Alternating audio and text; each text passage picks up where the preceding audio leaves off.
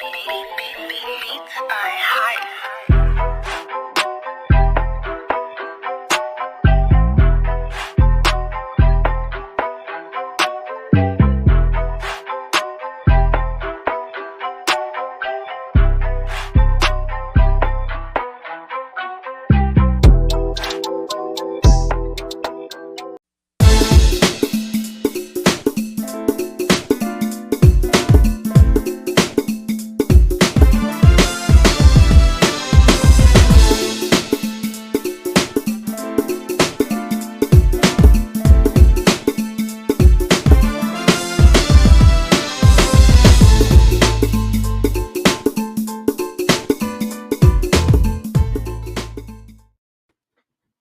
Ladies and gentlemen, boys and girls, children of all ages, you are back for another week of Just a Fan Podcast. Yes, sir. Yes, sir. All right. Back again. I am your quarter host, the Wildcat quarterback, the NFL Encyclopedia, Coach Williams. That way, the defensive hunter, the Mike linebacker, heat seeking missile like a strong safety, Pando 316. What's up, man? Something like that. Yeah. What's going on? What's good, man? Well, All right. Hey, Pando man. Pando 316. Hopefully I want to prove nobody wrong this week, but there's always somebody. Uh You never know. yeah, there's always somebody. We just regret to inform you that Tristan and Steve won't be on with us tonight. They are both pulling double shifts at the Thermostat Dad Bar Strip Club. They said they weren't gonna be able to get on soon enough to get all the glitter and the chicken grease off of them. So maybe they'll be on next week. Chicken grease, And glitter. chicken grease. And glitter. Really? Yeah, because it's cheaper than baby oil. Yeah, Johnson Johnson. it All works. right, man. It works just the same. Hey, hey. You sure it's not lard or tallow? No, it could take too long to rub all that in and everything like that. So they just use chicken grease, and then it make you glisten. And the ladies that like dad bars, they just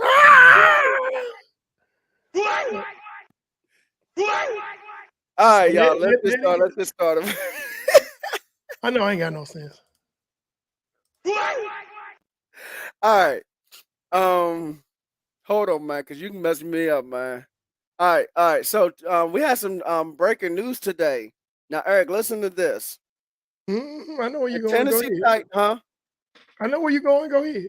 The Tennessee Titans fired their general manager, who they hired along with Mike Vrabel in 2016. Mm-hmm. The Tennessee Titans have been having some winning seasons. They look like they're going to win the division this year. Mm-hmm. But they gave the man a contract extension back in February.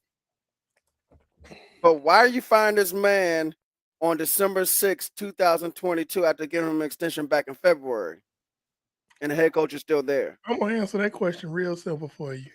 You traded AJ Brown Mm, to the Philadelphia Eagles and thought there would be no consequences from it.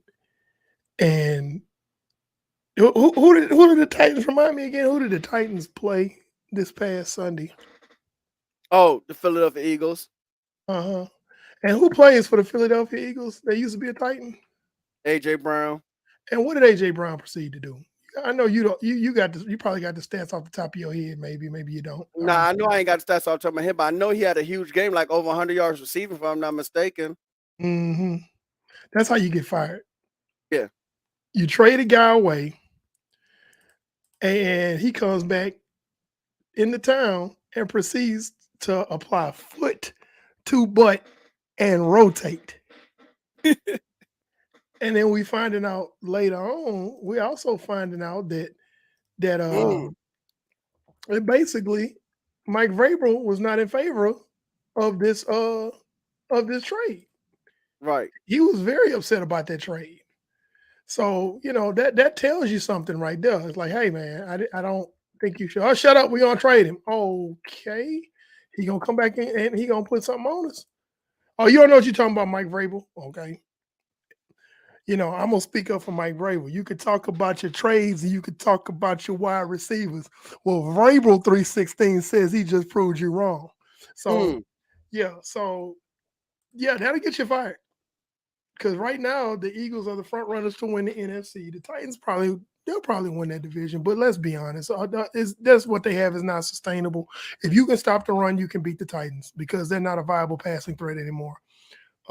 With AJ Brown not being there. So yeah, there were mistakes made, and there needed to be consequences for those mistakes made. So that's what we're dealing with. that's right. That's right. Yeah, man. And it's not just trading away Adrian Brown; it's also trading for Julio Jones, bringing in Vic Beasley, drafting Isaiah Wilson in the first round. So, but and it also sounds like there might be some more stuff that we'll probably find out later on down the road that they just haven't mentioned yet. Yeah, I mean, he was your alpha dog receiver. Yeah, He made those other guys on the team look better. Like this rookie that they brought in from Arkansas, name slips my mind at the time. Malik Uh, Willis. no. The rookie receiver from Arkansas, Oh, oh, oh, oh, Traylon Burks, something like that. Traylon Burks. Thank you. Yeah. Traylon Burks would shine this year if AJ Brown was still in Tennessee. Oh, definitely. But they don't have an alpha dog. He is not an alpha dog receiver, and that's what the problem is, and that's the issue that we're having in Tennessee. And the owner saw it and was like, "Hey, man, he sees the writing on the wall. Tennessee is good because they're in a bad division. He's good because they're in a bad division, but we know we know how this is going to end. You still got the Bengals over there in the north. You still got Baltimore. the Ravens who could beat them, who could beat Tennessee. Why ain't you got into talking about the Chiefs or the Bills yet? Right. So they know that they not long for the playoffs unless something miraculous happens. And he's like, hey man, you know what? You really screwed the pooch on this one. And you gotta go, dog. You gotta go. Exactly. And you know how I am. I'm hard on GMs when they make bad trades. I'm really hard on GMs. And you know how hard I am on the GM of my favorite team. Dave And Gettleman is the a jury is still out. The jury is still out. Okay.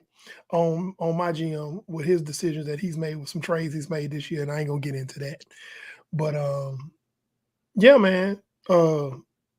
He didn't do too hot with that. He didn't do too hot with that, and he had to pay the price. So let's see what happens from there. I like to see who's gonna. My interest is in who's gonna get that job. So, well, of course, they have an interim GM right now. I forgot the guy's name, but now you're right. It is interesting. It's interesting to see if he's hired permanently, or if they give that job to someone else, or or do they just give the job to someone else? But Mike Vrabel has a little bit more control and personnel decisions. I'd like to see that. I'd like to see that. I would like. Sometimes the coach needs a little bit more control. Sometimes when you get a coach too much control is disastrous. But I think Mike Vrabel is good enough of a mind to where he can be all right running some of the front office details, not everything, Right. but running some of the front office details. So yeah, I like him. I like to see if he can handle it. What we don't want to do is have another Bill O'Brien situation. Oh God. Yeah, that was horrible down in Houston. Yeah. That was horrible down in Houston, and it's still horrible down in Houston. But They still feeling the after effects of that. There's a fallout, like a nuclear fallout. The bomb was dropped 20 years ago, seemed like. Not literally, but the bomb was dropped a long time ago, but you're still dealing with radiation sickness. yeah, yeah, That's really what's going on. I get it. I get it. Yeah. So but yeah, but the Titans, they're probably the Titans are probably going to win that division because the Colts are god awful, the Texans are god awful, and the Jags still hadn't quite found their way yet. And somebody got to come out that division. So it's gonna be the Titans. So let's move on to the next topic. All right, so man, also today, and this is gonna be our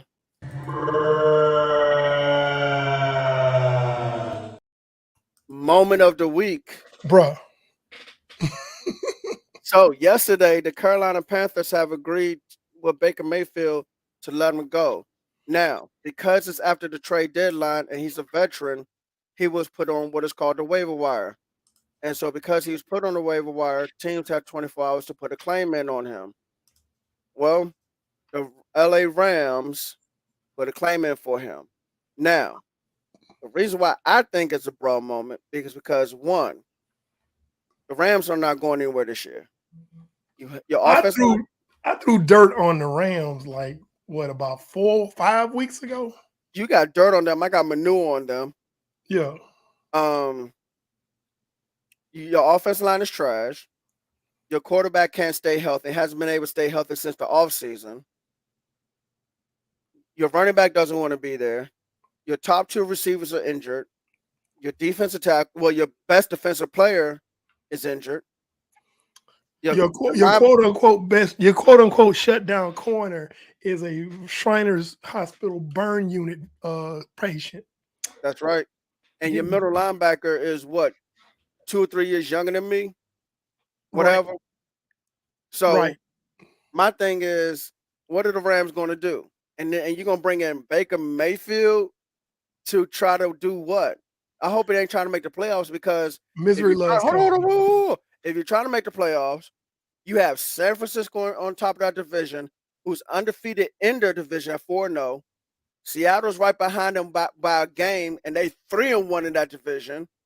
And I'm assuming Arizona is in third place. And my thing is, for you to even try to make it, you're gonna need every person in the Bible to help you get there. In the Bible. Yes, you're gonna need every person in the Bible to get you there, and that's not gonna work. Baker Mayfield is not it at quarterback to get you to the playoffs. The only good I see coming out for Baker Mayfield is the fact that, if he performs well enough, he might what you call it, get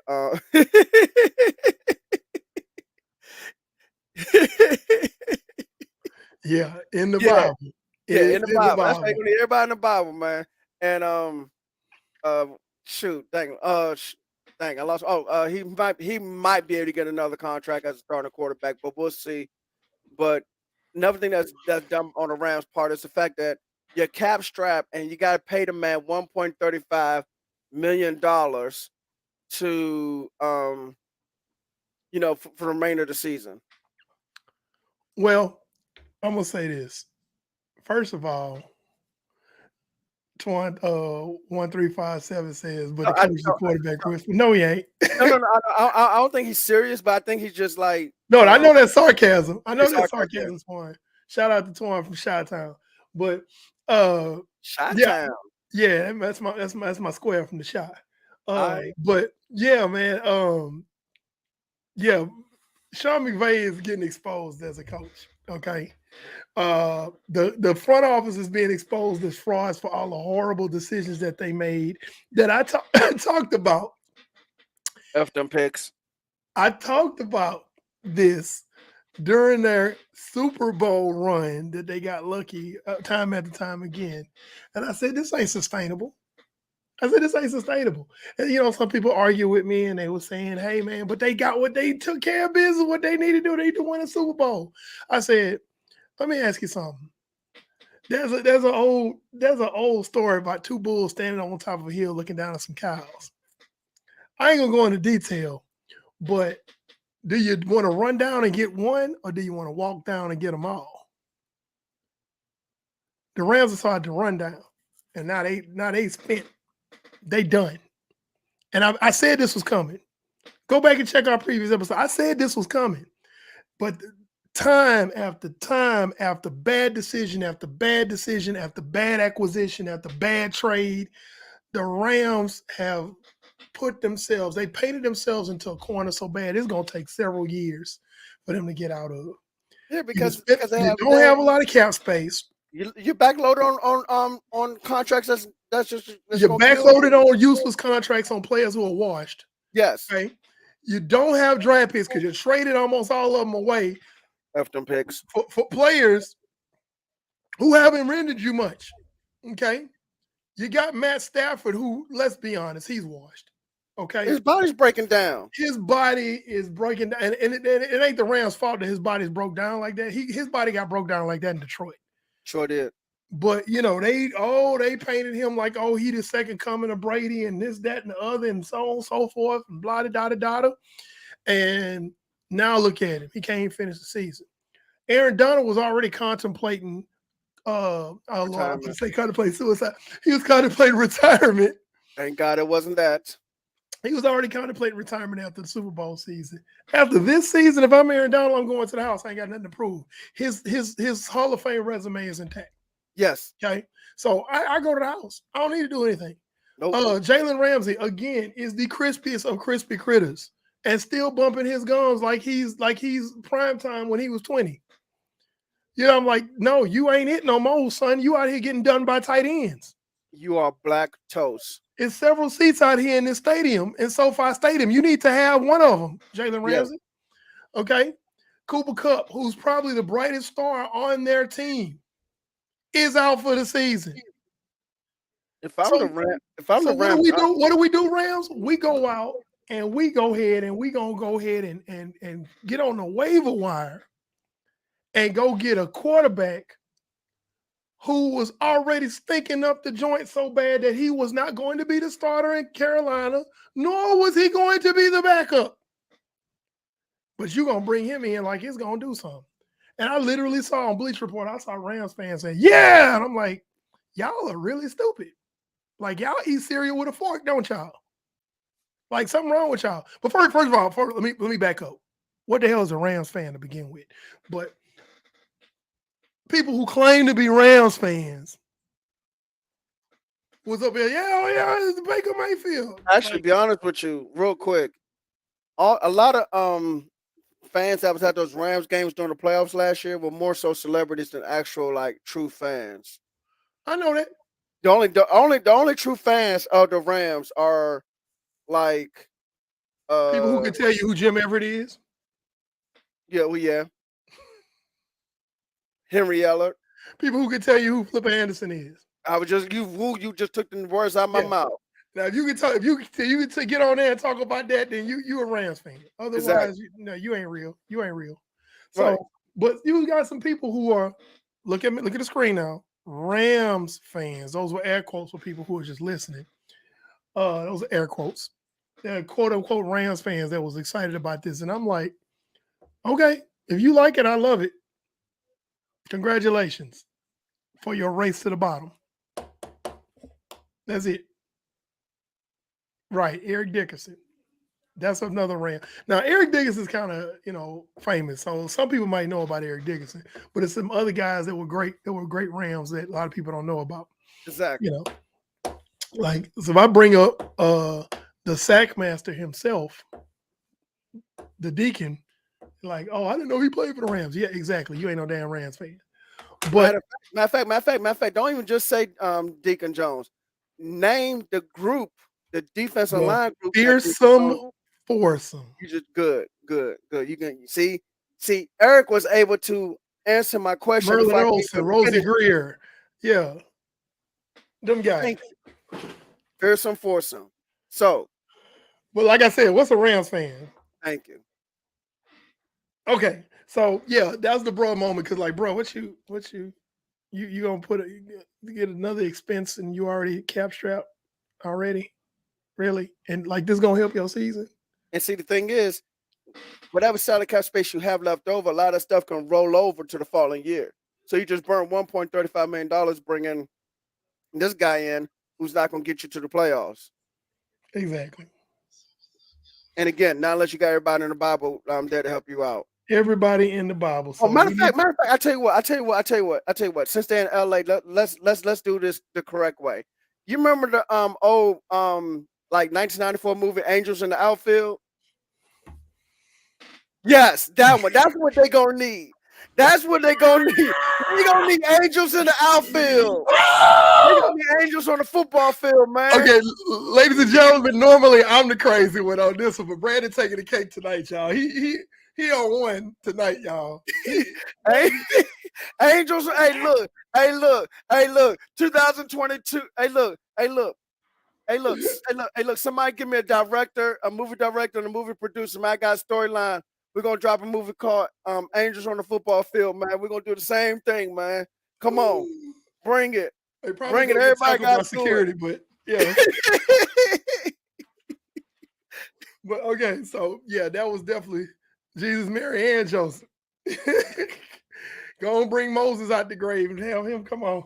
And Maybe he Noah. can part some defenses so they can actually, move the ball. Yeah, so ain't no bottom line, ain't nobody checking for the Rams at this point in the year. They shown who they are who we thought they were. I said week 1, didn't I? I said week 1. I said dominant teams don't get dominated. When they got shellacked By Buffalo. I said, yeah, they ain't finna do nothing. Then here comes San Fran and Mike Shanahan proving that again he is Sean McVay's daddy, and this NFC championship was a one-off. Mike Shanahan is Sean McVay's granddaddy. Yeah, Kyle Shanahan is his daddy. So, like they say on Game of Thrones, his grandsire. But yeah, So I mean, they man, and I was mad because again, as a Niners fan, I was looking. There's a Seahawks are right behind San Francisco in the division race, and I'm like, man, the Rams. I need y'all to go ahead and win this game against Seattle, and they crapped the bed on that. They had a lead and crapped the bed on that. But Sean McVay, he's a genius coach. Miss me with that. Hold on, like I said. Okay, you almost hit me with some BS, huh? You got to miss me with it. So, moving on. We had some interesting injuries happen this last Sunday. At quarterback position. To some significant quarterback positions. Well, some of y'all think they're significant. I only thought one guy is really significant, and they're not in a big conundrum. So let me see.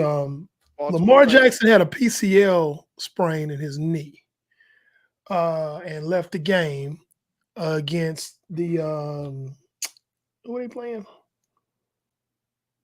Oh God, was playing Denver. They were playing Denver. Yeah, they playing Denver, who has a very underrated defense. They can't get their offense going worth a damn, but that defense is pretty solid. I like that defensive coordinator. I do.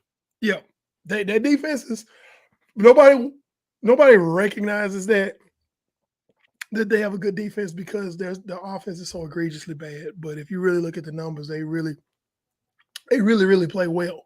And they're doing this about Randy Gregory. Yeah, but the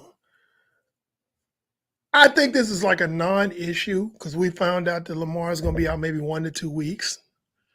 And on top of that, the Baltimore Ravens have a proven, I guess they have a proven, experienced backup. And Tyler Huntley is more than capable. He's more than capable of going in there. Yeah, going in there and winning a couple of games before Lamar comes back. So I don't think this is an issue. I think it's more of a non-issue. They have the Steelers next week. Now, I'm going to be honest. And we'll talk about this more when I get to my picks, but be really honest with you guys, ladies and gentlemen at home and Brandon. I'll be really honest with you. The Steelers are playing spoiler right now. And they're one of those teams that they're kind of like the Lions. You don't want to play them because you're going to be in a dogfight. Pickett is really starting to come on. He's starting to get his feet under him. I've been saying for about 2 weeks now that George Pickens is him. This guy is good. He's a rookie. He hasn't even learned the nuances fully of the NFL game, but he is playing out of his mind, and he's not getting the recognition simply because of the Pittsburgh Steelers record. Now, that being said, I still feel like Tyler Huntley is capable of carrying the Ravens for these next 2 games until Lamar Jackson gets back. It's a non-issue. So I'm going to leave that alone. Okay, if y'all feel differently about it, you want to talk about the Ravens and Tyler Huntley, please chime in. I'm moving on. So later on at the 325 game, Jimmy Garoppolo has broken his foot and is quote unquote out for the season. We just found out today that there's a chance he could come back in 7 weeks, but that's not the story.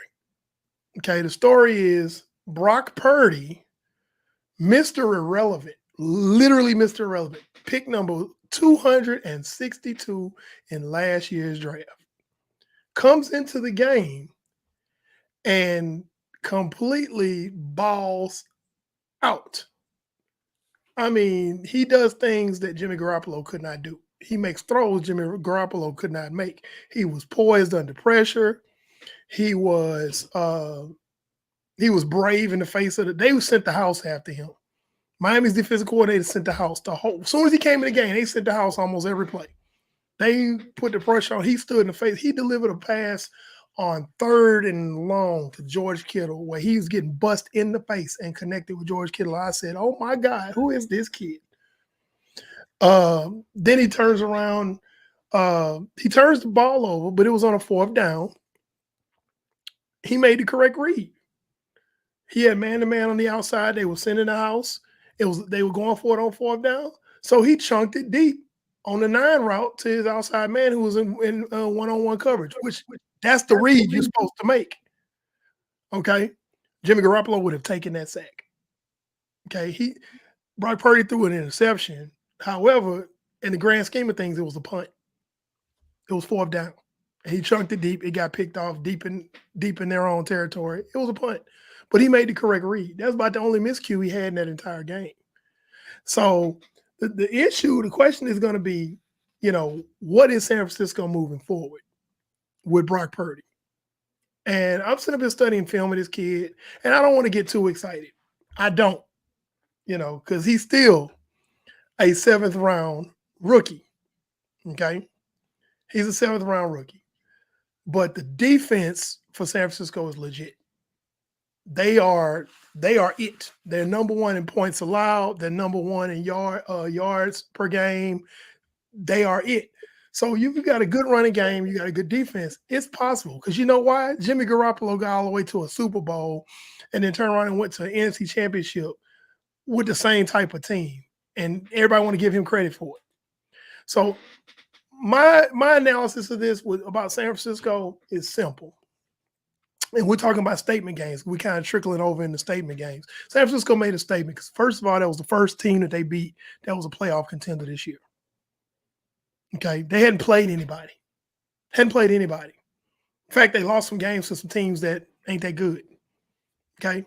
But this is the first game they won against a playoff team that actually had, I believe they were number 2 in total offense. They were averaging about 30-some points a game. Miami Dolphins, they got held to 17 by this defense. Statement, okay? You brought in a 7th round rookie, and he went out and threw for 2 touchdowns on him. Now, Miami's defense isn't that good, granted. Being pragmatic about this. But this game was definitely a statement that was made by the 49ers. Now, moving forward, we got to see what's going to happen. But the good thing is, if you're really looking at it, the Niners are playing with house money. And here's why. If they lose, they can say, well, we was out there with a 7th round rookie. What you expect? We did what we could. But if they win, we just kicked your ass with a 7th round rookie. Yes. So, I mean, they're literally playing with house money at this point. What's really scary is the guy that don't have nothing to lose in a fight. Oh, yeah. That's the scariest thing in the world. Like, hey man, it is what it is. We're gonna go out here, we're gonna ball, we're gonna put these hands on you, and we're gonna see what's gonna happen. So the pressure's really off. Honestly, if you look at it from the standpoint, nobody expected. I saw people talking about San Francisco's done, Garoppolo's down. But here's the hypocrisy of it. These are the same people that was like, Garoppolo is trash.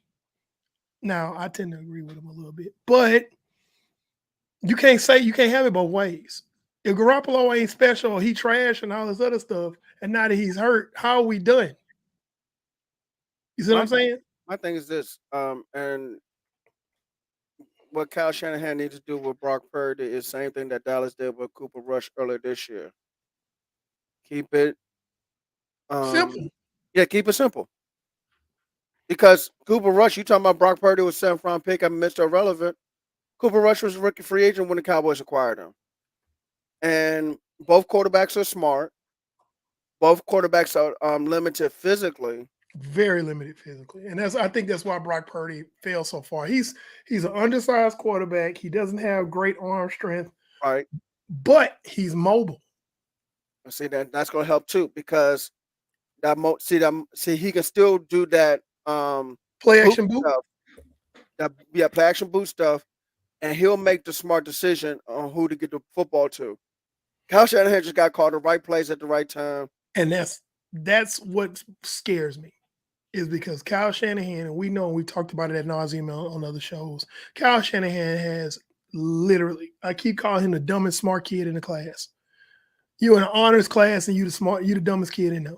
It's like literally, that's what he is. It's like he will make calls and be like, bro, what the hell are you doing right there? I'll give you a prime example. They won this game 33-17 against Miami, but I want to bring up a guy named Jordan Mason. This is a rookie running back out of Georgia Tech.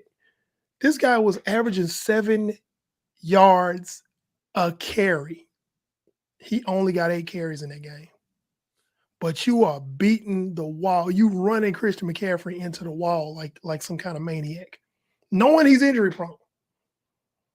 So the success of this team is not really going to be about Brock Purdy. It's going to be about what Kyle Shanahan's going to do. Mm-hmm. That's the reality of it. But that being said, this game right here that the Niners won on Sunday was a statement game. That you gotta mark that as a statement game, because they did that against a team. Again, this guy's averaging 30, 40 points a game. They got held to 17. That's impressive, So there are other statement games. You want to talk about one, Brandon, that happened? There was a statement game that you had bought up. What was it? It wasn't. Hold on, let me go back. I got one, but I'm giving you the floor now. If you can't come, I got another one statement game I want to bring. Go ahead while I come up with one. The Bengals and the Chiefs. The Bengals made a statement. Okay, talk to me. The Bengals made a statement saying, "Hey, we are still the defending AFC champions. Y'all forgot who was in the Super Bowl representing this conference last year. We just got some new pieces to our offensive line early on in the season. We were trying to get continuity. Huh? They are gelling. They're gelling now. Because early in the season, they were like, oh, it's the same old Bengals. But no, these were all new pieces on this offensive line. Now they're gelling. So now Burrow has protection. Now Mixon and the other running backs have running lanes. And just now, Jamar Chase is back. T. Higgins held it down till Jamar Chase came back. So now you have T. Higgins and Jamar Chase back. Let's not forget about Tyler Boyd either. So you got those 3 receivers. Joe Burrow is still Joe Burrow, and he's going to be Joe Burrow even more. He's going to Joe Burrow it even more now that he has better protection than what he had in previous years. So them beating the Chiefs, first of all, let's be honest, Chiefs defense ain't that great. No, they just put up a lot of points on you. Yes. But the fact that Cincinnati's defense was able to hold Pat Mahomes and them to 24 points is a statement. That's a statement. I can talk about Joe Burrow. I can talk about Jamar Chase. I can talk about the offensive line. But at the end of the day, the Bengals defense held Pat Mahomes and company to 24 points. If that's not a statement, ladies and gentlemen, I don't know what is. And Bengals, and Bengals, go ahead. and Kansas City, everybody's hey, Kansas City's the it team right now in the AFC. It was Buffalo, they've kind of fallen off a little bit, but it was always Kansas City, Buffalo, Kansas City, Buffalo, Kansas City, Buffalo. Nobody was talking about the Bengals, and the Bengals like, hey man, we won the Lamar Hunt Trophy last year, Mm-hmm. and y'all talking about these cats. We beat these cats. Come on now. And guess what? Because the offensive line is gelling, the ground game is back. Hello. Joe Mixon. So when the ground game starts working, guess what happens? Now you have a play action game happening. Mm. And won't be damned to anybody that decides they're going to come crashing down thinking it's a run, and it ends up being a play action, and Jamar Chase is out there running around free in the secondary because somebody decided to crash down. Mm-hmm. Yep. So huge statement game by the Bengals. Yeah, a lot of people's like, yeah, the Bengals all right, but they're not going to do nothing this year. Mm. I strongly suggest whoever said that, ladies and gentlemen, you change your mind. Mm-hmm. Because they hear. I'll tell you what. Isn't this not so much of a statement game? I think the statement is more so how they played. And let's talk about Buffalo. From what I understand, these last 6 weeks, Buffalo has been averaging more than 130 yards on the ground.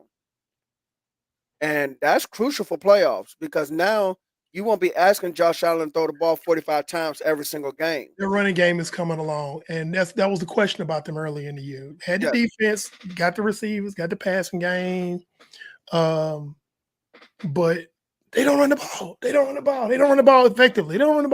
Now the running game is starting to come on at the right time of the year. It's December. We're going into January. It's getting colder. Yes, especially in Buffalo. Buffalo. It's getting worse. And Buffalo just had 6.5 feet of snow a couple weeks ago. Had to move the game. Yep, to Detroit. Had to move the game. So things there are statements that are being made, and there are. If you're not paying attention, you're gonna be like, "What?" When these teams just bust, you gonna say they bust out of nowhere, but they didn't, because we're telling you, you heard it here first, people. Now, let me be clear. I'm not saying that Kansas City didn't fell off. I'm not saying that Buffalo's falling off, but you better watch the Cincinnati Bengals. And won't be damned to you if Brock Purdy turns out to be what his film says he is. Because with that, and won't be damned if Kyle Shanahan makes the right play calls. Won't be damned, NFC.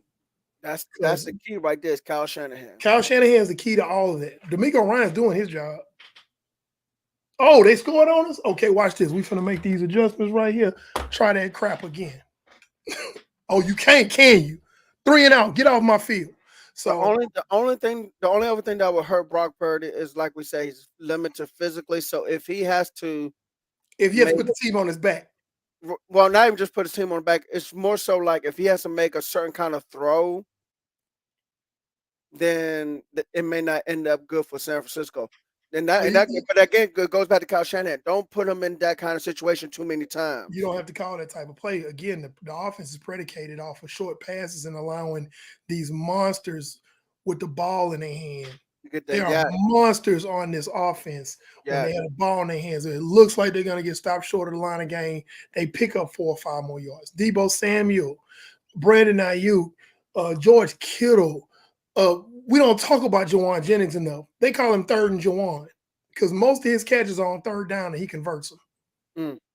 Almost every catch he makes on third down, he converts. It's very seldom he doesn't convert on third down. Nobody talks about this guy. But it's literally going to be dependent on Kyle Shanahan. And I'm going to be honest with you. You heard it here first. I don't trust him. If the 49ers are losing, if they lose out, lose games they're not supposed to lose, it's going to be on Kyle Shanahan. It has always been on Kyle Shanahan because you got the same type of quarterback. Brock Purdy is a little bit more mobile than Jimmy Garoppolo. That's it. Now, the conversation needs to be had. Let's say the 49ers do make it into the playoffs. Jimmy Garoppolo's healthy. Do you play him? I know what I would say. What do you think? Because of Brock Purdy's intelligence, I would say keep playing Brock for the time being. There it is. And now, the only way I'm sitting Brock is if you feel like the game is too big for him each playoff game you guys advance to.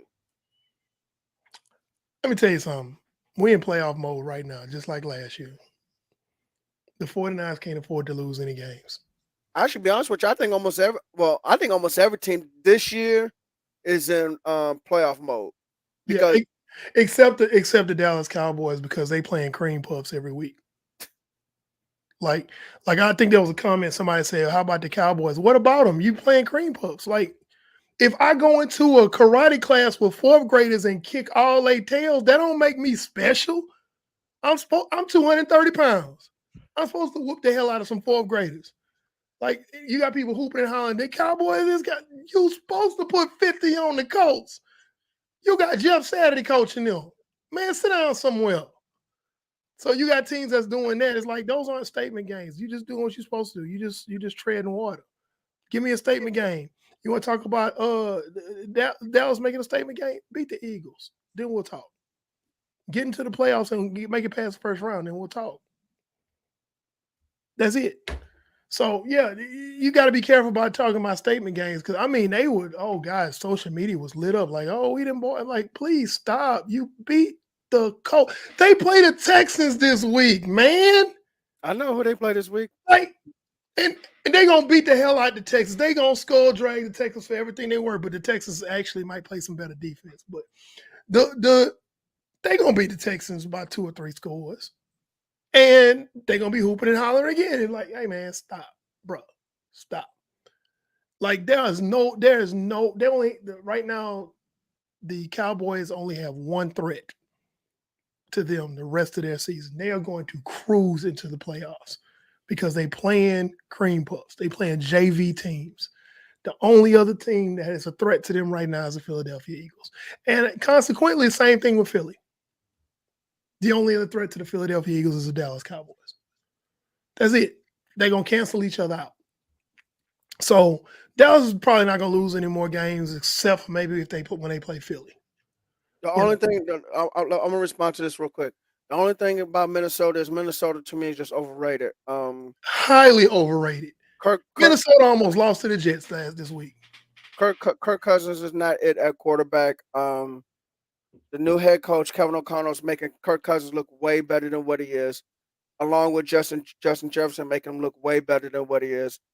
I mean, Justin Jefferson been making Kirk Cousins look way better than he is since his rookie year. And that was a rookie Justin Jefferson make Kirk Cousins, a veteran, look better than what he is. So what do you think is going on now? So, yeah. Minnesota's overrated. Minnesota is almost like the Rams of last year. They getting lucky breaks. Yeah, the record you see from Minnesota this year, remember it, write it down, take a picture of it, because next year it's not going to be like this. Yeah, and they're probably going to get a first-round exit. I'm going to be honest with you. Of course. They're probably going to be a first-round exit because if Minnesota has to play San Francisco or they have to play Dallas or, God forbid, the Eagles going to be out the first week. But, teams like that, they go, hell, if Minnesota got to play the Commanders almost beat them when they played them. Exactly. Very close game. And I'm more afraid of the Washington Commanders at this stage of the season than I am with the Minnesota Vikings. And most analysts are that way too. It ain't just us on Just a Fan podcast because we just some fans. But you got people that get paid to talk about this stuff that feel the exact same way. Same thing with the Giants. The Giants. So okay. You campaigning hard for Dallas, dog. Y'all ain't played nobody. You have no quality wins, bro. The Giants are overachieving because of the head coach, but their quarterback is still Daniel Jones. It's still Daniel Jones. They don't have an alpha dog receiver. No, they riding Saquon Barkley until the wheels fall off. I hope they don't. I mean, no. Okay. The Giants in Minnesota, I put them in the same boat. Exactly. They not trending up right now. They're really not. Minnesota keep stacking wins, but I mean, they're not quality wins either. And until last Sunday, I'm gonna be honest, until last Sunday, San Francisco they didn't win 5 in a row. This is their first really important win. Let me ask you a question. And I'm a Niners fan. I tell you, like, okay, they beat such. So they beat such. So they beat the Dolphins. Okay. You beat the Bucks next week. Okay. All Those right. are quality wins. All right. Let me ask you a couple questions, okay? Yeah. I just want to see where your head is, and you have to make a choice, okay? In the playoffs, who do you have winning? Seattle or Minnesota? Where are they playing the game? Put it in Minnesota. Still, I like Seattle. Okay. I like Seattle in a close one. Hold on. I'm just trying to see where your head is, okay? Seattle over Minnesota. All right. Okay. Seattle or New York Giants? Seattle. Okay. Giants or Minnesota? Minnesota. Okay. Tampa Bay or Minnesota? Tampa Bay.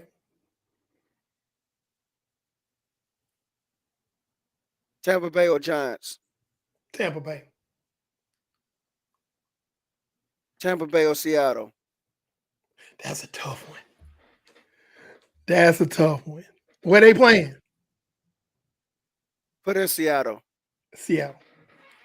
Okay. All right. Washington and Seattle. Washington. Mm. Mm-hmm.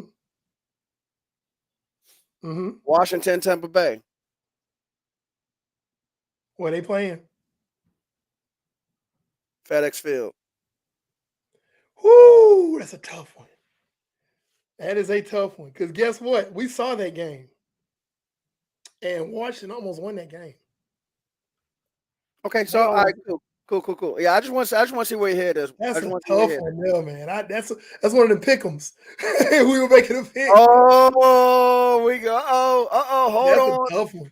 Let me That put is this. a tough one. Because there's certain teams that started off, and what I think what Brandon's getting at, ladies and gentlemen, is that there's certain teams that started off the season rough and they're rounding into form at this point in the season. The teams that were not that good early in the season are kind of good now. There's some teams that were really good at the beginning of the season and they just kind of riding the wave, but they really aren't that good. That's what's going on. There's turnover, there's parity, there's some serious parity going on in these last few weeks of the season. It really is. It really is. You cannot listen to me. You cannot look at box scores and records at this point. The only records you look at is the one of the teams who are still in it. I mean, realistically in it. So, that's on you. Let me say something. And I know you just put up a question between Philly and Tampa Bay. Let me say this. A few weeks ago, go back to one of our older YouTube videos. It should be titled NFC Smokescreen. After you watch this live stream tonight or tomorrow or anytime you have a chance, go back and watch that video called NFC Smokescreen. We're not going to say what it's about. Well, the title is pretty much self-explanatory. but just go back and watch it because it's NFC Smokescreen. You're gonna know why we're talking the way we are tonight, and then you're gonna be like, oh, okay, now I see what he's talking about. What they talking about? NFC Smokescreen. There are a lot of teams at this point in the year because you look again. That's on you. Basically, what you're saying is you're looking at records. That I guarantee that's what you're looking at. You're not looking at the games. You're not looking at the games. And even if you are looking at the games, even if you are looking at games, you're not looking at the games close enough, or you need to go back and watch the film of the games. Yeah, you're. You know, again, the title of our show is called Just a Fan. But if you're going to be a knowledgeable fan and you're going to debate about stuff, you actually have to do your research. Like, I'm going to just give you an example. What a lot of people don't know is that Tampa Bay is ranked, they're a top 10 defense. They're ranked 8th in defense. If you watched the game last night, literally the defense, the offense wasn't doing anything to the fourth quarter. The defense held it down to where the score stayed close enough so Brady could do one last Brady trick the last 3 minutes of the game. Tampa Bay is a different type of team from what they were when Brady first got there. Yeah, they got 3 really great receivers, fantastic receivers. Uh, you know, and basically that's not it. That's not it anymore. That what they do, I'll watch my team and then I'll watch the teams that my teams play. Yeah, that's not good enough. That's not Okay, okay, okay, you okay, can't okay. use So, okay, well, my first question is, who's your favorite team? Yeah, I think it might be a Cowboys fan, but we'll find out later. But Anyway, I digress. But basically, what you have to realize is that Tampa Bay, and I'm terrified of Tampa playing Tampa next week on this short week, my Niners, because of how good that defense is. That defense is good, and people are not giving that defense oh, the credit, Chiefs. huh? The SOU is a fan of the Chiefs. Okay, are you a real Chiefs fan, or you just became a Chiefs fan when Pat Mahomes got there? Mm. Because we call people out about that. Oh yeah, But we do call people out about that. Yeah, yeah. but So but yeah, yeah. Let us know. Let us know what makes you a Chiefs fan. But go ahead, Eric. But talking about the Buccaneers, they're rounded into form. They're winning games different ways. Now they're not winning. Oh, it's Tom Brady. He gonna come back and chunk it all over the 300 yards, 4 touchdowns. That's not who they are. Their identity has changed now. It really has. They're relying heavily on Rashard White, the rookie. They're relying heavily on Leonard Fournette. They're platooning backs. Mm-hmm. The running game is very good. Then that defense is highly underrated. You know what? Underrated defense. Can I say something real quick? Yeah, go ahead. And this is the Buccaneers included. I've noticed a lot of teams this year are winning games by running the ball and playing tough defense. We in December, and as we go into the playoffs and it gets colder throughout the nation, that's gonna make some tough football. We really gonna see who is a mentally tough football team, because somebody is going to fold because they're not gonna want to tackle those running backs. God forbid you got to play somewhere cold. Man, God forbid you got to play somewhere cold. man, hey, playoff football this year. This might resonate going back to like the 80s and 90s. I'm telling you, I've a lot of because Buffalo's running the ball now, Cincinnati's running the ball now, Tampa Bay's running the ball, San Francisco's running the ball. Well, they trying to Coward just turn his horses loose because he got 2 big hammers that he refuses to give touches to. I'm like, stop using a screwdriver like it's a hammer. Christian McCaffrey's a screwdriver. He's not a hammer. You got some hammers on the team. I was when Eric Berry came back from cancer. Okay, all right. You got a little credibility. Yeah, and I don't know how S on you is, so I don't know Right. how far back that go. They probably only go back to Eric Berry when he came back from cancer. But let me get back to talking about Tampa Bay. Tampa Bay is 8th in yards allowed. Mm-hmm. They're 4th in points allowed. I'm sorry, 5th. Let me go back. Let me look. 5th in points allowed. Buffalo's 4th. They're 5th in points allowed. That defense is not getting the credit that it deserves. If the defense did not play the way it did against the New Orleans Saints last night, Brady wouldn't have the opportunity to come back and do what he does in 4 quarters like he's done his entire career. And that's the style, that's the identity of that team now. Yes. They're running the ball and they're playing defense and they letting Brady. Now, granted, Brady can lay some eggs now. That pick to DeMario Davis last night was egregious. Like that's some very un-Brady-esque type stuff. You don't see Brady throwing an interception like that. So they can be gotten, but people need to recognize they're 6-6 in a bad division. But again, everybody that's still alive that's in the playoff hunt, the top 7 teams in the NFC right now, you got to throw records out. I ain't talking about garbage teams like the Rams that's like 3-9. I ain't talking about them folks. Throw dirt on them. I ain't talking about them. I ain't talking about teams like that. Okay, New I ain't Orleans. talking about Green Bay. Okay, they done. They done. I ain't talking about that. I'm talking about the teams that are still in this thing. And here's the crazy part: if the Lions keep playing on the level that they playing at, they still got a shot. They have not been eliminated. The Detroit Lions. Oh Lions. my God! And we gonna talk about that when I make my picks in a few Man, minutes. hey, did you see that Lions Jaguars game, man? Listen, and I know it was the Jaguars. I get it, but Mister, the Lions. That's a team I don't want to see. That is a team I do. There are some teams that I flat out do not want my team to see because, oh Lord. And people are like, they got this record and that record. Bruh, are you watching the games? I ain't talking about watch the ESPN highlights. I'm talking about watch the games, bruh. Because it's like, oh, did they just, wow, that was special. They're doing some stuff.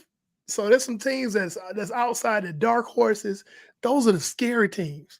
Your Washington Commanders, your Atlanta Falcons, Detroit Lions. the Detroit Lions, even though they way on the outside, they not that far on the outside. It's like they in the backyard by the back fence, but they can still see in the house. Like, doctor, it's some teams like you cannot sleep on. They're scary right now because then you got the teams. Wait a minute, you got some teams that probably don't have no shot at all, but you don't want to see them because they just here to literally drink a gallon of gasoline so they can pee on your campfire. They spoilers. So it's still wide open, especially the NFC. AFC is a little bit more closed down, but in the NFC is wide open. Ain't no telling who we can see in the NFC Championship this year. People are looking at records right now and say, oh, it's going to be the Dallas and the Cowboys and the Eagles. Okay. Keep believing it. Oh, it's going to be Dallas and San Francisco. Okay. Keep believing it. Both of them might be at home. We just don't know. I'm trying to tell you, because some of these teams they rounded into form late in this season, and you can't look at records. You cannot look at records. You can't look at who's starting. You can't look at out. Doctor, I'm trying to tell you. Let's do the picks. Let's get it. All right. So this is week 14. First of all, I want to make a statement. And to my girlfriend Portia, who's in Menifee, California, love you, darling, but she's a Raiders fan. I want to know who the hell booked this damn game, this damn Raiders and Rams game on Thursday Night Football. I'm gonna be doing something. I gotta watch it so I can know what I'm talking about. But I'm probably gonna be playing on my phone while I'm watching this game. This is another one of them who gives a damn balls. I'm serious. Eric, you mean you're gonna be texting her while you're watching the game? Yeah. I will. Hey, honey, how you? You know, I'm sorry your team is so bad, but they probably gonna win this game because I'm picking the Raiders over the Rams. Especially if Baker Mayfield starts for the Rams. Okay, I got the Raiders. It wouldn't make sense for him to start, but whatever. The Raiders are kind of way late. Too late to do anything. Now, if they win the NFC, they still be in it. Yeah, they would. Because they're an AFC team, they're out of it. But that's one of them teams. This is gasoline. I'm going to drink this, and I'm going to pee on your campfire. Okay? And even though neither team's going anywhere, they just want to do bad things to each other.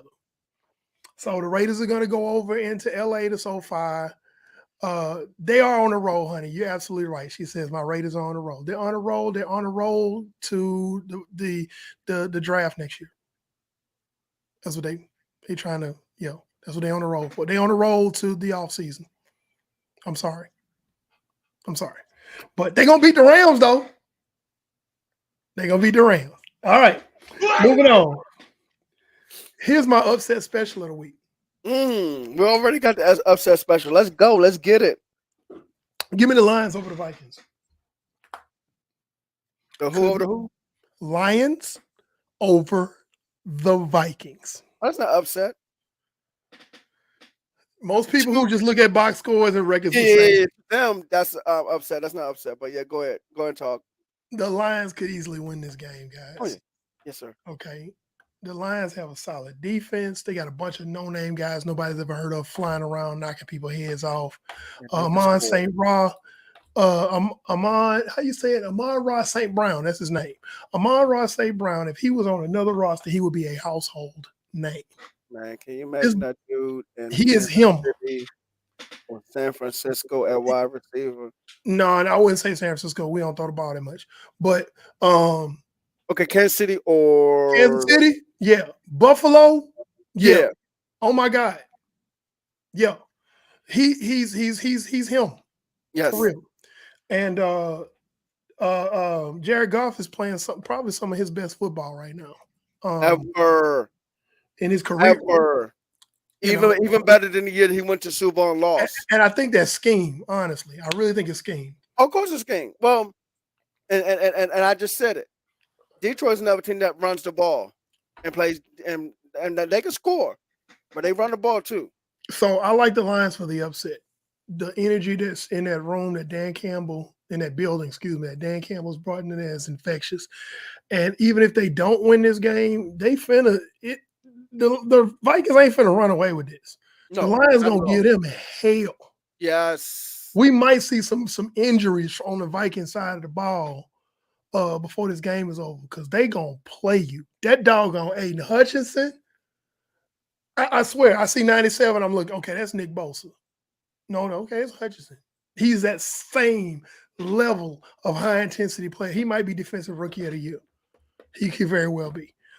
He's balling. They got that pick right. You know, the Lions is infamous for getting picks wrong. First round picks wrong. Well, They nailed that one. They got that one. Actually, no, I saw some on Twitter where they broke down the Lions picks per general manager, and this general manager that was hired the same year as Dan Campbell. Yeah, they getting it right so far. Yeah, they don't. I just hope they leave it alone. Just leave it alone and let it marinate. But Detroit's so quick to pull the trigger and make changes that they don't give it. Don't do it. Let it marinate. Detroit. I got family in Detroit. Detroit, if you let it marinate, you could be looking at a championship team in another 3-4 years. Mm-hmm. Seriously, you could literally be looking at that. You let this man stay and build his culture. Yes. Okay. Green Bay's on their way out. Roster. Green Bay's on their way out. Aaron Rodgers is not going to be that much longer. Minnesota is a fluke. Overrated. They overrated. You know, they could easily win that division coming up. You know, so moving on. Give me the Ravens over the Steelers. Yeah, he said I need Amon St. Brown to go out. That's one of my little bros right there. He kicked my tail. No, I beat him last week. That's right. I beat you last week, Joe, in fantasy. He needed Amon St. Brown to go off because he need to win. Okay. So anyway, let me get the Ravens over the Steelers. This might be a tight one because again, Pickett's playing much better. George Pickens is him. The Steelers defense is better than advertised. But I just it's something about Tyler Huntley I really like. I really like Tyler Huntley. I think he's gonna get all the first team reps in practice this week. I think the Ravens are gonna be fine.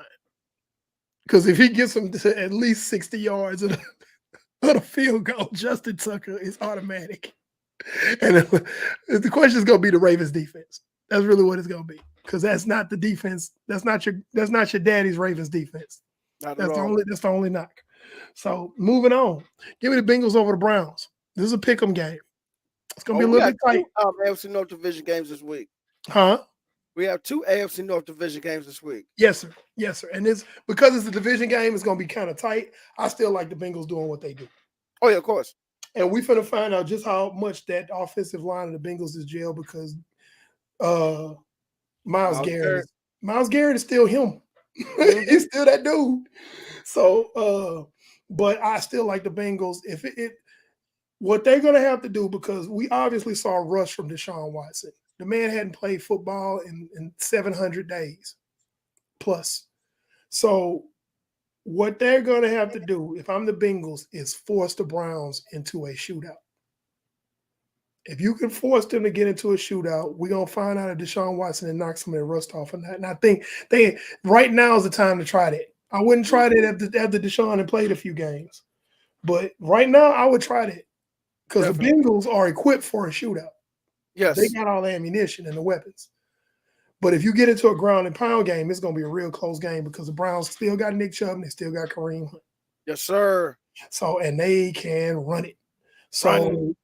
So if the Bengals play this right, Zach Taylor plays this right and forces a shootout, I like the Bengals by a touchdown. Okay. Give me the Bills over the Jets. I love Sauce Gardner. I love that defense for Robert Sala's got for the Jets, but I think the Bills, they're gonna be a little too much. They're gonna be a little bit too much. Josh Allen is finally learning to turn around and hand the ball off. and stop being a running back. Guess what? When you quarterback play running back, your career gets shorter. But here's the thing. We always talk about Stephon Diggs, and we started about Gabriel Davis. Have y'all seen this guy McKenzie, the third receiver for Buffalo? He's emerging out of nowhere these last couple of games, and he's a problem coming out that slot.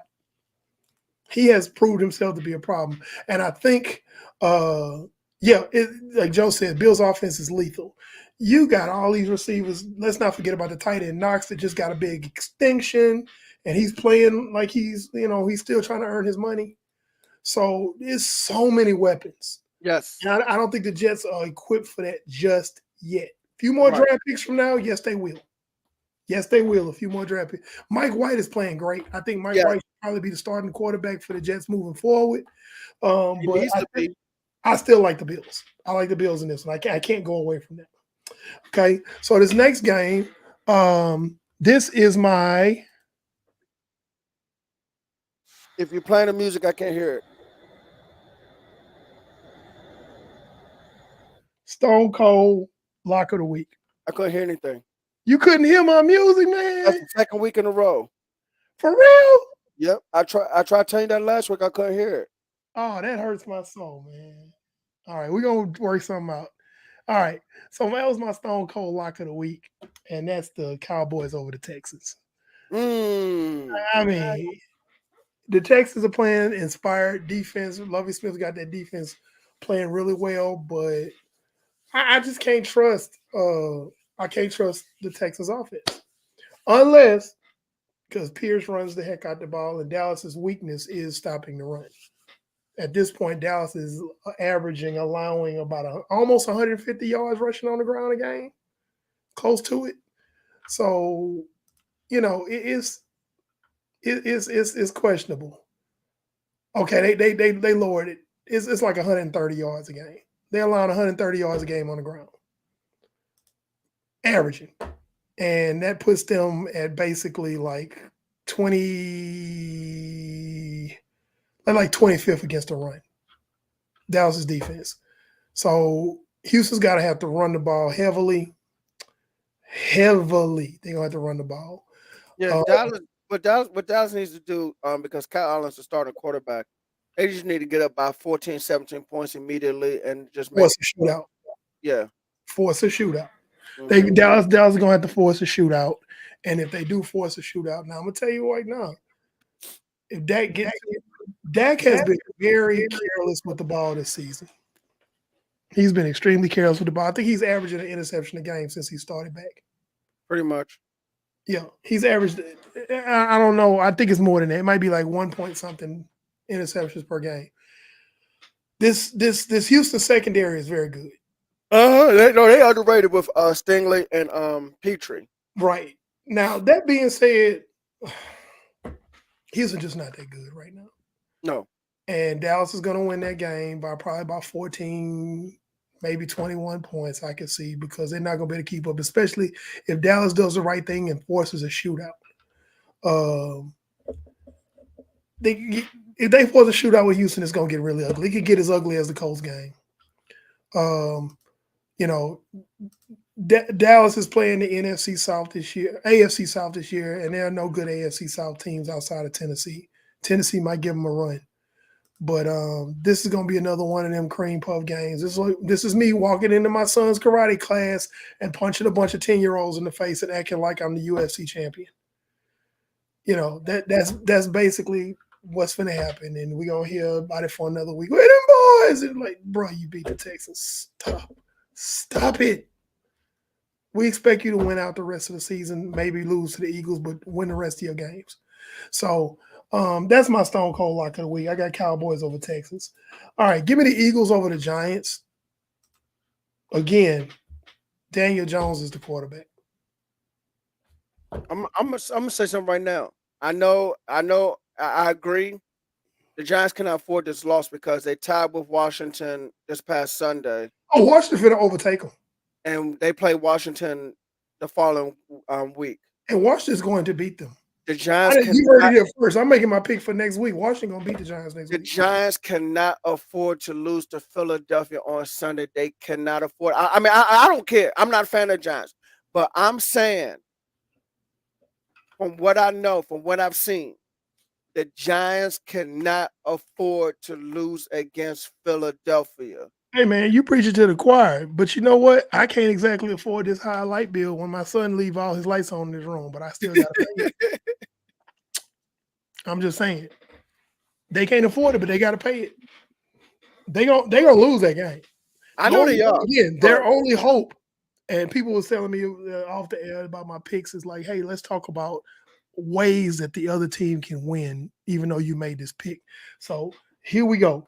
The only way the Giants can beat the Eagles is the Eagles aren't that great against the run themselves. That is true. They're not that good against the run. Yards per game, the Eagles are where they at? I just pulled it up. They're the bottom half of the league. They're like 18th or 19th, something like that. Okay, in yards per game, they're allowing 100 roughly 120 yards a game. So they're right behind Dallas. Dallas is allowing about 130, allowing about 120 on the ground.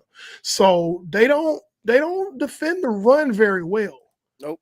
So if I'm the Giants, hey man, Saquon, you're gonna have to get some ice packs and a heating pad later or whatever. You're gonna get this ball, son. We got other backs. You tired? Come on, get this other guy in here, run the ball. Hey. On the flip side, they gotta force the Giants into same situation as Dallas and Houston. They gotta force them into a shootout. Yep. If you force Daniel Jones to a shootout, you got him. So I still like the Eagles with this. So Robert Quinn is out for the year. That's going to kind of help the Giants out a little bit. He has an ACL. But I still like the Eagles in this by 2 scores. Should Robert Quinn retire after the season? I think he should. Honestly, I do. I think he should. Give me the Titans over the Jaguars. The Jaguars pity party is going to continue. We ain't going to be hollering Duval for at least another couple of years. They got to get it together. They're going to sell their lives dearly. They're going to fight. But at the end of the day, it's going to be too much King Henry and Titans defense. Give me the Chiefs over the Broncos. The Chiefs better win this.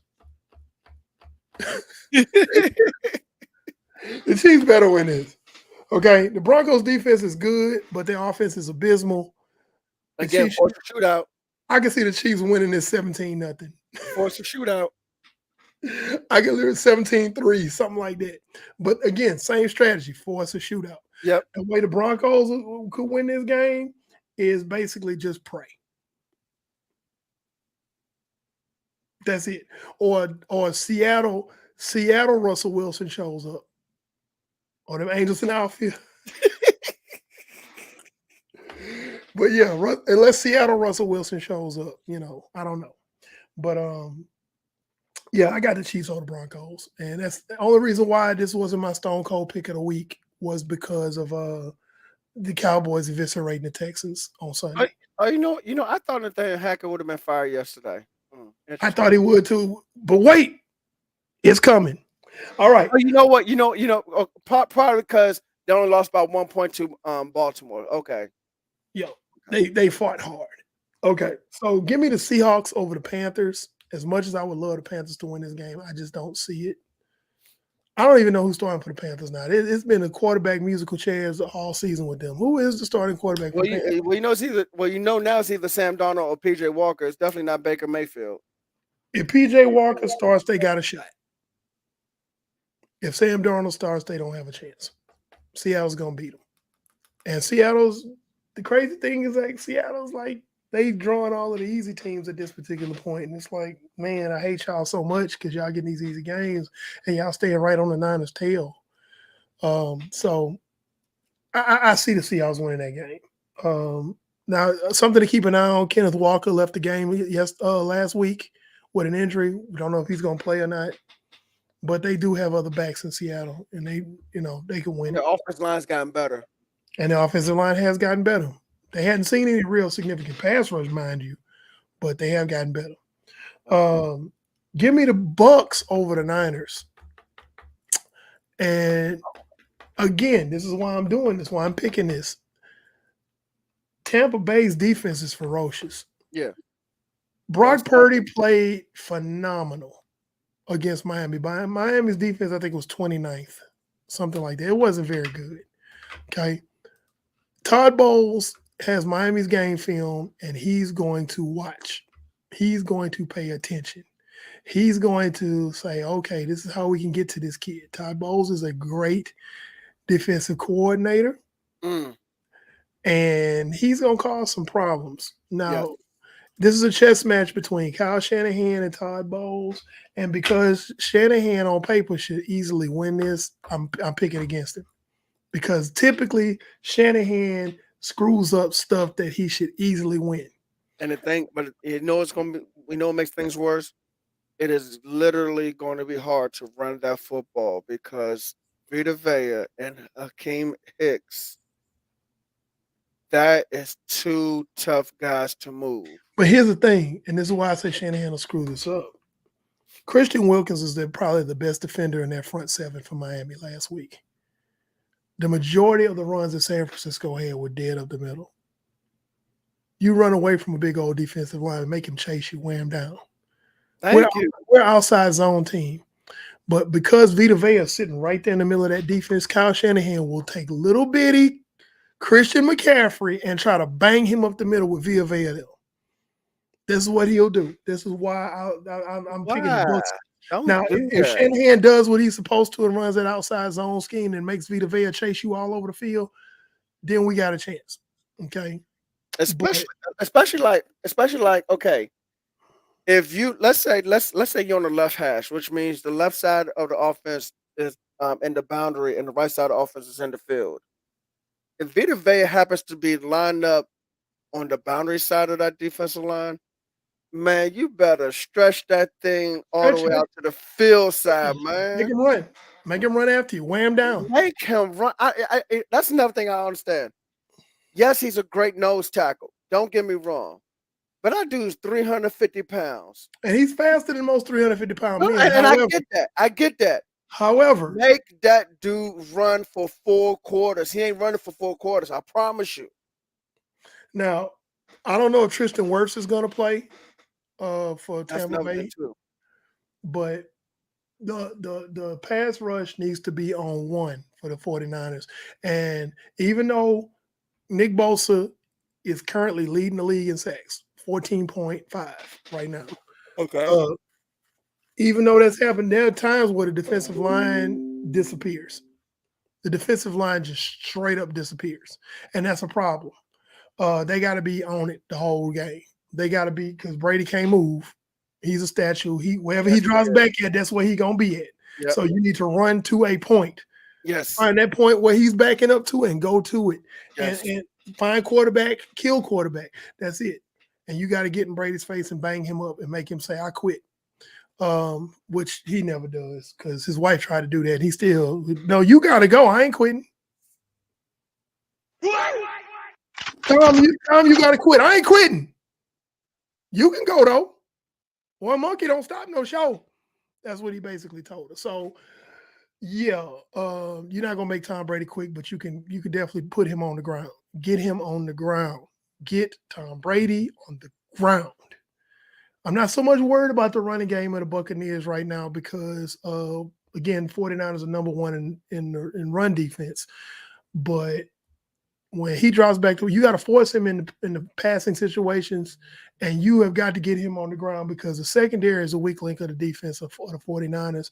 And even though Charvarius Ward is playing well, Jimmy Ward, all those guys like that, they can be gotten when you got 3 really good receivers. Somebody's going to be open. And if anybody can find those open receivers, it's Tom Brady. So I just don't. I'm sorry. I just don't believe in Kyle Shanahan. I just don't. I believe in his ability to do things the right way. I just don't believe in him actually doing it the right way. Gotcha. So that's why I'm picking the Bucks over the Niners, because he's gonna be like, it's gonna be like one of them what the hell games if you're a Niners fan. Like, why would you do that? Why would you call? Yeah. So give me the Dolphins over the Chargers. They're gonna bounce back. Yes. They're gonna bounce back, and then they're gonna do it with Tua. They're gonna run the ball. You're gonna see a lot of Jeff Wilson. You're gonna see a lot of Raheem Mostert, and the Chargers are weak against the run. And I could see Mike McDaniel just dialing up all these different creative runs, misdirections to really confuse the Chargers. They're gonna run the ball over the Chargers. So I like the Dolphins over the Chargers. Give me the Pats over the Cards. Again, it's a Monday Night Football game. This is gonna be another just skull dragging. The Pats defense is sick. Legit. Matthew Judon is top 5 or 6 in sacks. Yes, sir. They have a rookie corner who's underrated back there. The McCourty twin that plays free safety is still back there. He's a veteran. He knows that defense inside out. He can get everyone lined up. They just got to score enough points on offense to make things work, and they're good to go. And Kyler Murray probably still hasn't studied his playbook. So, oh, look at the shade. But yeah, I just like the Pats. I like the Pats in this one. Does he even know what a playbook is? If it's on Call of Duty, he probably know it. You know what? I'm gonna stop. You know what? If you play the playbook on the back of a box of animal crackers, you know what? Or a juice box, he should have played baseball. Yes, he should have played baseball. Actually, no. You want me to tell you why? Because wait, what position was he playing baseball? Do you know? There's an opening for a joke here. I gotta take it. Was it shortstop? I'm sorry, you left that open. I had to take that. I'm sorry. Hold on. Hey, hold on. Let me find out real quick.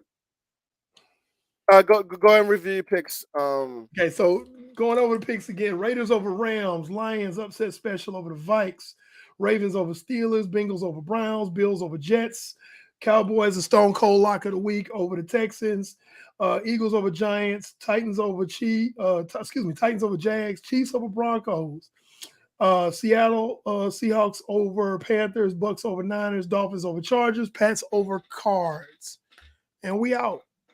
All right, so Kyler Murray was playing left field in college, but he was going to play infield in Major League Baseball, so it probably would have been shortstop. So never mind. So yeah, he don't need a playbook. So yeah, he should have played baseball then. He ain't got to worry about playbook. Anyway, I could have sworn it was shortstop. Anyway, ladies and gentlemen, boys and girls, children of all ages, thank you for watching this week's episode of Just a Fan Podcast. We are currently live on YouTube, Twitter, and Facebook. You can follow us on Facebook, Twitter, and Instagram. If you miss it, you can listen to us on Google, Spotify, and Apple Podcasts. This has been another week of Just a Fan Podcast.